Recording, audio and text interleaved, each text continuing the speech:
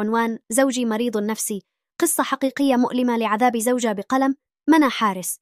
زوجي مريض نفسي. في البداية أود منكم أن تقرأوا قصتي بقلوبكم وضميركم قبل أن تحكموا شرعا ودين وتحللوا وتحرموا الموضوع. أنا سيدة أبلغ من العمر 33 سنة، تزوجت منذ 10 سنوات. لم يكن زواج عن حب، بل زواج عادي، زواج صالونات. لم أكن أعرفه في الحقيقة. كانت خطوبتنا 3 أشهر فقط. لم أتعرف عليه جيدا. كان مؤدب جدا وخجول.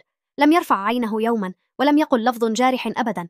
في أول ليله زواج اكتشفت بأنه ليس طبيعي، بل مريض نفسي، وكان يخفي ما بداخله حول ذلك القناع المزيف الذي يرسمه. كان يتعامل معي بقسوة شديدة وطريقة عنيفة جدا، وكان يتلذذ ويستمتع بذلك العذاب والآنين. لحظات صعبة عشتها معه، وكنت أتحمل إهانته وضربه لي في أي وقت، خاصة بالأوقات الخاصة. وبعدها كان يعتذر لي بأنه لم يكن يقصد ولا يعرف كيف تصرف هكذا وبتلك الطريقة ولن يكررها، ولكنه يكررها من جديد.